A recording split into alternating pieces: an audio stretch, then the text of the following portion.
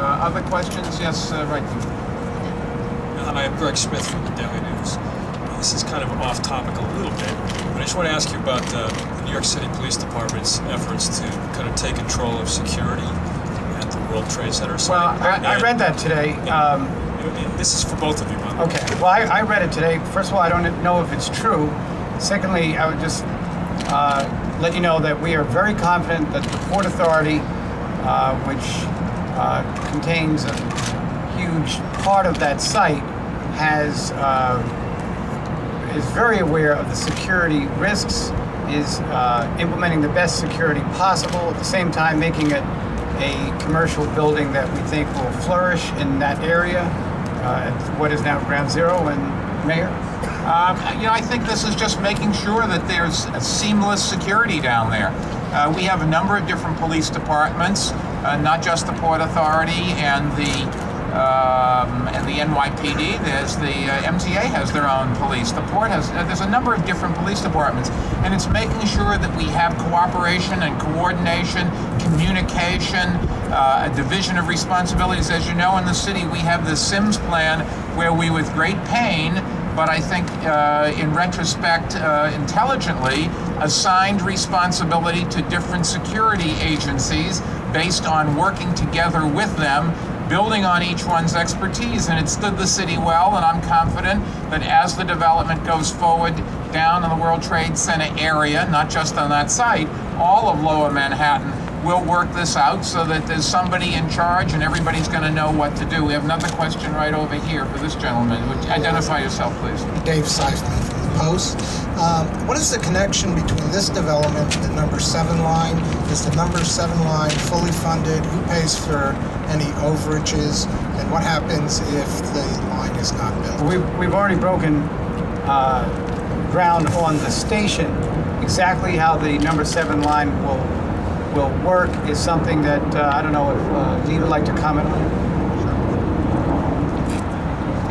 Certainly, the advancement of the West Side yards, of the Hudson yards, was important in terms of the 7, in terms of making sure both of those projects move forward. The Hudson Yards development is very much dependent on the 7. The city is fully behind the number 7.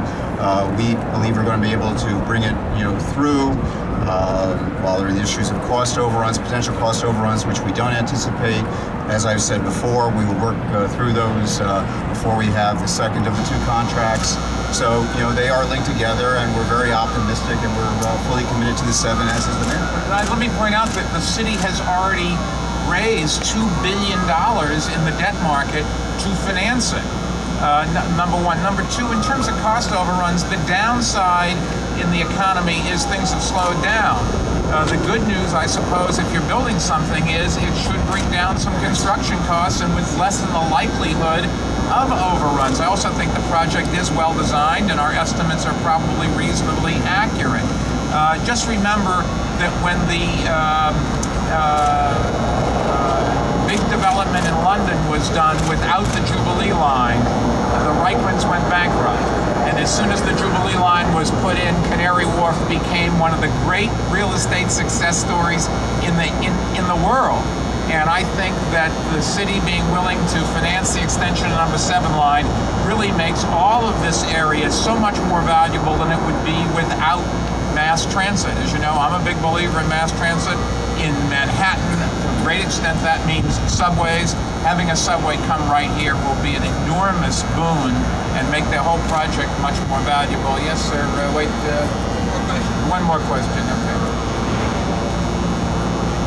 A little louder. Why all of a sudden?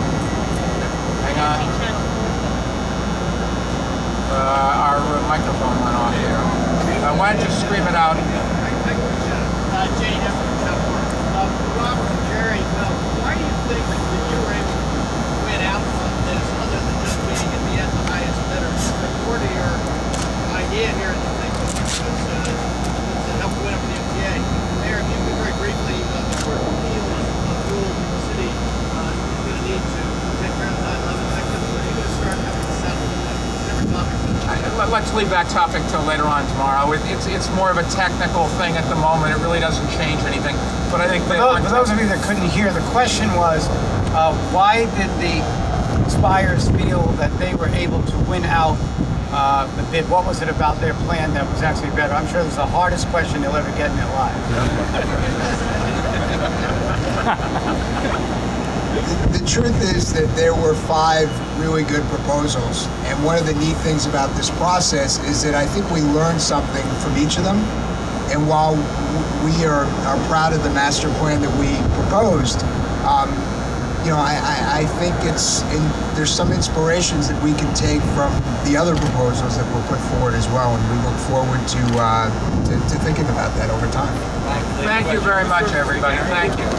Wonderful day for New York.